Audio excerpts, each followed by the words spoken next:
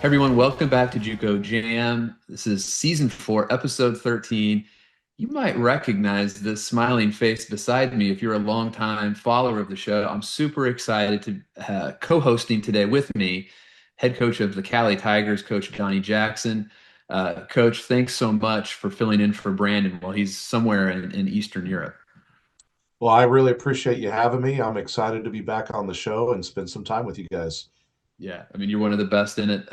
People always love when you come on the show. We get probably more feedback about you when you come on than any other coach. So super excited for you to play along with us. We're going to jump right into the games that have happened over the past week. We call this section the Rewind. Saturday, coach, we had some crazy games in the Panhandle. It's been a crazy Panhandle season all year long. This was the final day of Panhandle regular season action. Gulf Coast goes on the road, gets a big 63-56 win at Pensacola. Four Commodores in double figures. Devontae Cobb with 15, freshman Aaron Francis with 11 and 14. Pensacola led by their All-American candidate Devin Bates with 28. I think he had 18 or 20 in the first half. And then the final game of the Chipola or of the Panhandle season, Northwest Florida gets a big 77-62 win at home. DJ Shine with 24, Demarion Van Kelly with 21. For the Raiders, 9 turnovers. They hit 9 out of 19 from three. So the Panhandle season comes to a conclusion, and it ends in the only way it possibly could, a four-way tie. What do you think about this four-way tie situation, Coach? Hey, I think that's pretty cool on the three that get in, but the one team that doesn't, that's where I don't think it's going to be very cool. So, have they decided how that tiebreaker is going to go down? Yeah, so the way that it works in the Panhandle is it goes to the Massey ratings. Oh, And Northwest Florida has the highest Massey rating. Gulf Coast is second. Chipola is ahead by apparently a fraction, and it goes out, their raw score goes out 5 or 6 decimal points. And so there were games Monday night that have probably affected those true raw scores while they were idle that involved strength of schedule. But it appears that Chipola will go on to the region tournament and Tallahassee's season will come to an end. So pretty bizarre scenario. That's how they chose to figure out tiebreakers. that would be a very tough pill to swallow, especially since you're all co-champs. It's hard for your season to potentially end as a co-champ. Now, what are your thoughts here, Coach? I'm putting you on the spot. Everybody loves you, but if you're the NJCAA selection committee in a year with so much parity in junior college basketball, can you potentially take an at-large bid from a school that didn't qualify for the region tournament? No, sir. I don't. Yeah, I don't see how that could be possible. Think you got to be a participant in your region tournament to be considered. yeah, I do too. It's sometimes life is harsh, and I guess that's how they collectively came together and they decided, right? As a group, they decided that's how they were going to break ties. And it's a really unfortunate situation that is what it came down to. I mean, I know nobody wants to play extra games this time of year, but I think, looking at all possible alternatives, man, you sure would have loved to have seen some sort of play-in game here and let the kids settle it on the court. That to me would be the best case scenario, and maybe it's even a two gamer. You know, because whoever would lose that first round game, if you match them up, that See, I loser love probably would that. I have love to where play, you're right? going there. You have like a 1 versus 4, a 2 versus 3. The winners are automatically in. Then you take the two losers and Yes. they play in. Yes, sir. I think that'd be the absolute best. But if they agreed to that tiebreak using the Massey, then they have to be okay with the decision they made. I was put in a situation when I was at Tonkawa. So before I got to Tonkawa, Tonkawa won Region 2, but they were upset in the first round by Eastern Oklahoma. And this is when they had the Oh, the guarantee that certain the regions would have yeah. a second team. So that year it was whoever made the championship game. And so Eastern made the championship game along with Connor, so they both went. So in the bylaws, the next time around it happened, then it was going to be if the first place team makes it, and someone else wins the region tournament, then the second place team would go. Like if first place won, or if second, third, whoever won, then the first place team would go. Well, first place won it. We made the championship game and lost to get against Connors. If it was the previous way, we would have went, just like Eastern Oklahoma did, but we didn't because we changed it. And so even though we beat Enid in the semifinals and made the championship, they got to go over us because we changed it. And so we just had to accept we made that decision, as frustrating as it was. Those are tough. Those are tough. And Yes. I feel for all the kids and coaches of the programs, never an easy way for your season to potentially come to an end.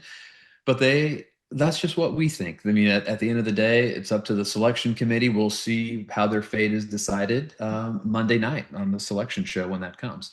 The final big game Saturday night. This was round 3 of Snow CSI. CSI gets a big 71-66 win. 3 Golden Eagles in double figures. Nathan Ainer and Ace Reiser with 17 points each. Snow hit only 2 out of 19 from 3. Only got to the free throw line 9 times. They were 6 out of 9. Golden Eagles a little bit stronger, driving to the basket, getting fouled. 18 out of 21. I think if you're just a junior college basketball fan, like Snow, CSI, both being really good towards the top of the poll, it's just fun to be a fan and watch those type of games. And I don't really like when teams play each other 3 times during the regular season. Now they potentially have to play each other, for a 4th time, coming up. But that's just good for junior college basketball, I think, when 2 of those programs are rocking and rolling like that. Well, and I'd put money that Snow doesn't shoot like that again. And sometimes losing this late in the regular season isn't a bad thing. It could rally the troops for a postseason run. There's something to that, right? Like it's a long season. You start in the summer and you go through the jamborees, and winter breaks kind of like a reset. But the weather's not really nice. There's a lot of cold days. But Snow goes on the road. They lose earlier in the week to North Idaho. Then they lose at CSI. This might be like the ultimate wake up call for the fellas, and Coach May rallies the troops. We might see a completely different Badger bunch come region tournament time. Uh, Coach, the last game I want to talk to you about Monday night, a whack jack power. South Plains picks up a big 68-63 win over Howard. The big man inside for Howard, Terry Copeland, 21 points, had a really impressive performance. Another one of those nights, a good shooting Howard team only hit 6 out of 23 from 3. One of Howard's kind of Achilles heel all season has been the turnovers. They had 14 for South Plains. This is a team that their roster composition of who they're playing has changed a lot throughout the course of the season. Makai Bell had 18 on 3 out of 4 from 3. He had 7 rebounds. Zion Pipkin off the bench with 15, 3 out of 6 from 3. This is another one of those conferences. They could have a 4-way tie for first as well. The good news there, all 4 of those teams will go to the region tournament. But once again, Howard South Plains, just a really fun early March matchup of 2, top 10, 12 programs in the country. Well, the one that surprises me is, since they only get 4, Odessa's a very good team, and they're on the outside looking in, and I would not have thought that going into the Whack-Jack season. So that goes to talk about the top 5 over there, how strong that league really is.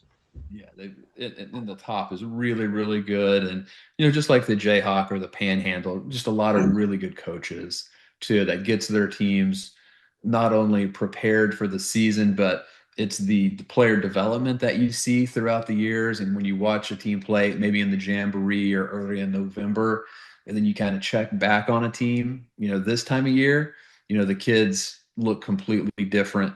So it's so fun, I think, throughout the course of the season to see the player development at the junior college level. All right, we're going to shift gears just a little bit, Coach. We're going to kind of preview the week ahead. It's a light slate that I have for us today, just because a lot of regions do start in some of the quarterfinals this week. So we're going to go to Region 14. Defending national champion Trinity Valley goes to Blinn. Blinn's been playing better. Road wins hard to find this time of year, but Coach Heyer does a great job, and it seems like Trinity Valley might be trending in the right direction at the right time. Yeah, I'm always going to put my money on GH. He's a proven winner, and if I had to pick a game, I'm picking Trinity Valley to win that one. And then Thursday night we got two just great games in the Whack Jack. Midland at Howard. So to kind of set this up for you, Coach, Howard has a one-game lead over Midland, South Plains, and New Mexico. If Midland would win, they would at least get a share of the Whack Jack title. And then the other game, Odessa travels at New Mexico. So if New Mexico can beat Odessa, which I don't know how Odessa is going to treat it. It could be Odessa's Super Bowl, or they might be checked out. I don't know. My guess is Coach Bucket will get them ready and it'll be their Super Bowl. Um, but if New Mexico and Midland win, very highly probable a four-way tie in the Whack Jack. What are your thoughts on this crazy Whack Jack? Well, I do think Midland's going to give a great run in that game. I know Coach does a great job over there. That would be pretty cool to have two four-way ties in the same season. Would that the odds be plus 140,000 on DraftKings if that was a real thing that it could happen twice in the same year? Think if that was before the season, right? If Yes. you did it, what if you did a parlay? We're going to have a four-way tie in the Panhandle and a four-way tie in the Whack Jack. That's unbelievable. Now, this is a really interesting little curveball I have for you here, Coach. All right, in the Whack Jack, all four of these teams go to the region tournament. I have no idea how the Whack Jack breaks down, how they're going to seed like 1 through 4. But whoever draws kind of the short end of the straw and is the number 4 seed from the Whack Jack, their reward is they would get to play the North Texas number 1 seed, which would be McLennan. And McLennan just doesn't give up points. They've only lost one game all year. I think they lost by 1 point at Paris. So that's going to be a really tough draw. And I'm telling you, this McLennan team, highly, highly motivated. They've been looking forward to this opportunity to play the big powers of the Whack Jack. And that's one of the fun things that I'm looking forward to in all of the region tournaments is some of these programs that may not get as much national notoriety. How do they do when they get to face kind of the blue bloods of JUCO, if you will? Well, I also would not want to be in the selection committee's seats come tournament time for NJCAA national tournament because there's going to be some tough teams that are going to get left out. Yeah, and teams capable of making a deep run, like a Final Four, type run. I haven't seen every one of McLennan's games. I've watched them a few times. I watched them beat Angelina and hold Angelina to sub 40. I watched them beat Kilgore at Kilgore.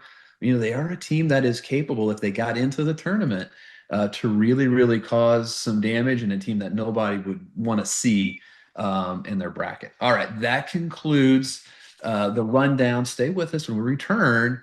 We're going to put Coach Donnie Jackson in the spotlight. Stay with us. After this commercial break, we'll have Coach Donnie Jackson in the spotlight. Good morning. Why so serious?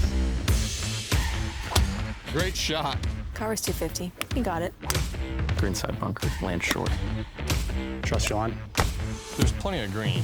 Brakes towards the water. Lots of coaching today, huh? We're one up. When you strive to be the best, you need the right insights. Zurich has insurance solutions and risk strategies to help prepare your business for tomorrow.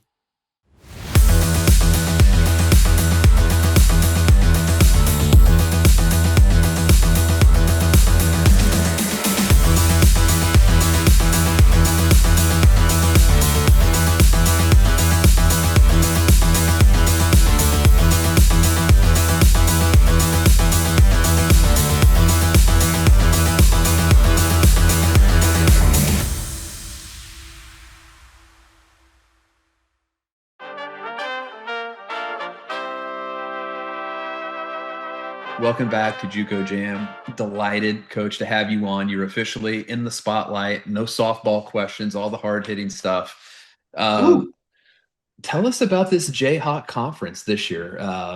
You are currently I think tied for fifth with Seward, if I have my notes correct here.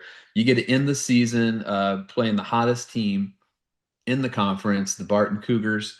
So just tell me what surprised you the most about this team this season, and do you like the fact that this is kind of a litmus test game going into the region tournament? Do you like kind of a hard game like this at the end?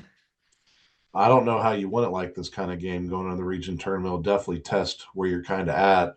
The Jayhawks been the wild wild west this year. You're going to have a team that's 12-12 as the 9 seed going on the road, and I've done a lot of digging. And usually the 7-8 seed is 11-13, and you got the 9 that's going to be 12-12, and it looks like it's going to come down to Indy, Cloud, and Garden City, who had a heartbreaking loss last night. The depth of the league is really good, and while some people from the outside may not think that we have all these glossy and fancy records, I'd find it hard pressed if someone who saw all the teams play on a consistent basis say that the league is better than last year as far as overall talent and depth. Any of the teams could beat anyone, and it's been a journey this year. But with region tournament play coming, Wednesday's a big night because you could have hopefully we could play spoiler, and and Butler would have to do their job, or Barton can handle their business, and Butler does too, and you could have co-champs in Region 6 as well. So that's the way I'm approaching this game is, the region tournament's at Barton. They're going to be a top 2 seed no matter what. And I think that would be the real test is since we know that's where the region tournament's going to be, let's see what we do at home here and give them our best shot. Because the last time we played Barton, they were 5-6, and now they're 16-7. And so I think Barton's playing as good as anybody in the country. Like if you said, all right, you get 3 picks to choose someone who's going to win a national title, I would pick Barton, Northwest Florida, and I don't know who the third one would be. But those would be the 2 that jump out to me. Like right now, this moment in time, it seems like they have the pieces to win a title. Yeah, and they're scoring a lot of points, and they got a lot of size and athleticism, especially positionally. Coach Combs is a proven winner, and they hit he's their got free their throws. guys going. Yeah, they do. Holy cow, they hit their free throws. But they've got some confidence. Something switched because we follow them every game, so I see every single game, and the confidence that they're playing with is as an extremely high level. But the region tournament with them having 7 losses and Butler having 7 losses and Dodge having 8 and Coffeyville 9 and us and Seward, it's wide open, and there could be a team like a Cloud that's had multiple long winning streaks that could make a run and win this thing. And Hutch, they're 6-2 against the top 4 teams in Region 6, so do not discount them as well. They beat Barton, they beat Butler, they swept Dodge, they swept Coffeyville, and so that's how deep the league is. On paper, based upon how close everyone is, you wouldn't expect that anyone can win 3 games in a row. But the reality of it is someone will. Yeah. And we don't know who it is. But I would love your opinion on this. I think the Jayhawk Conference is a great parallel to junior college basketball in 2026, that I think the rankings almost do a disservice to the casual fan, because I think the difference between the 5th best team and the 50th best team in junior college basketball, I think is razor thin. And I think in most matchups between 2 top 50 programs, and you played a 5-game series, I think most of those series would be like a 3-2. I think it's very, very close. And I think, a team anywhere in the Jayhawk could not only get to the national tournament, but could get to a Final Four run. And I think you could say that about a lot of programs throughout the country. No, I agree, and I have to give our region a lot of credit. There's nothing like playing a 24-game conference slate, and no matter what anyone says, we've been playing conference games since November 18th, not January, November 18th, and you could take yourself out of it the first 2 weeks of the season, or you could put yourself in a really good spot because you won some early games. And so to be playing conference games for 3.5 months, that's a totally different challenge. And to the casual fan, I hope that you may not see the fancy record or a top 10 Jayhawk team, but I promise you, we have teams that definitely play at that level. And I do think when we get to the national tournament, don't be surprised if you see a 9 seed, a 14 seed, a 16 seed in the Final Four, because I really just don't think it makes that big of a difference anymore on who can beat anybody on any given night. I want to, the last couple of years, your record has been just off the charts. You've built an amazing program at Cali. Guys going on to play. You got Division I guys everywhere. In a world where a lot of programs will take the older kids, a lot of Division I transfers, sophomore laden rosters. You went the other way, right? You only have, I think, 3 sophomores on your roster.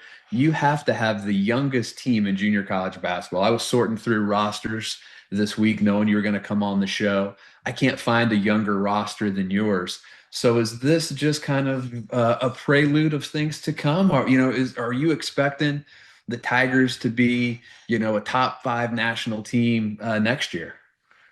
You never know on that stuff. And would I balance the roster out differently in retrospect? Yes.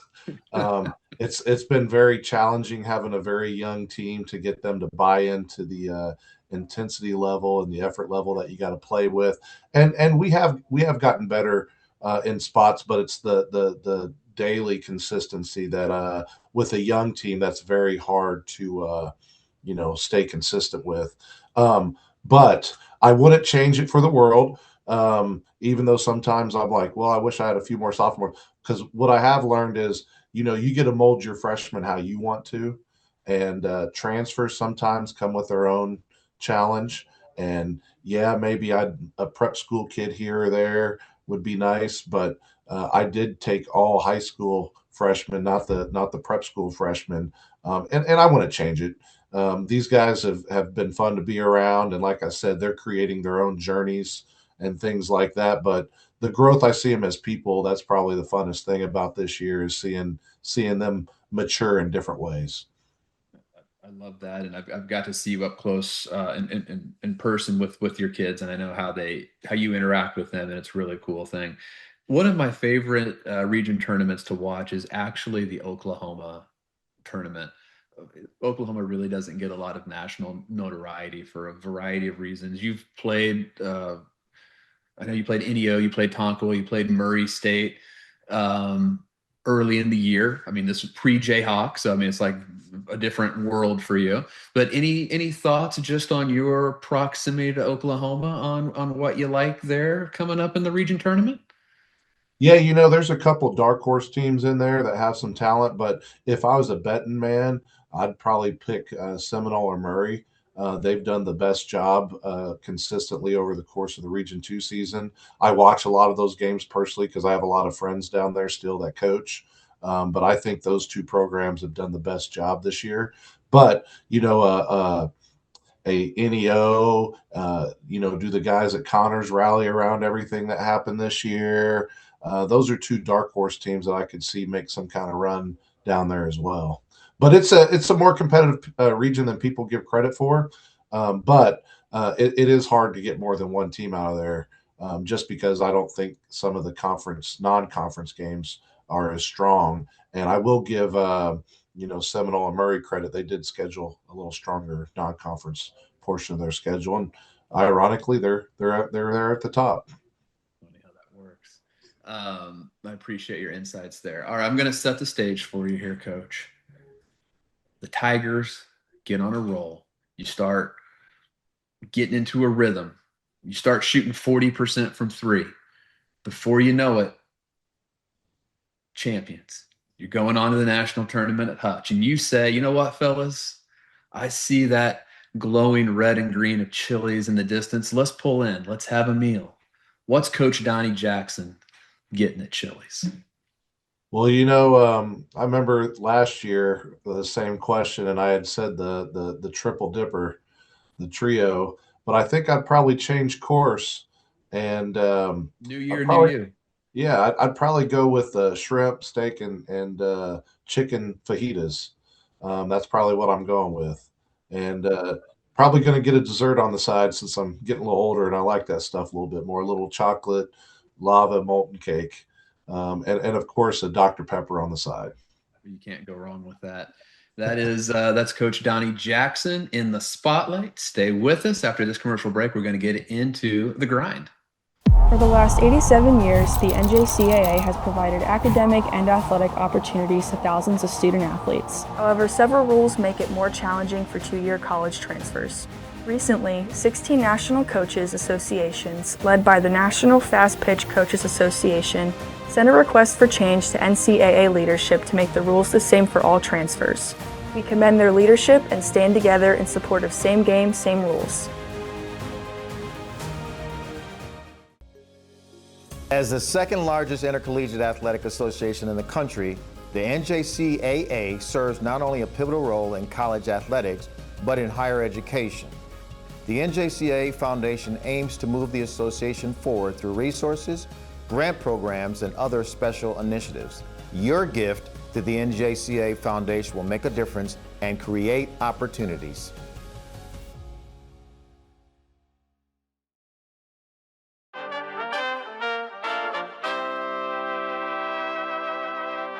Welcome back to JUCO Jam. We're going to transition to the grind where we talk about one of the best players in junior college basketball.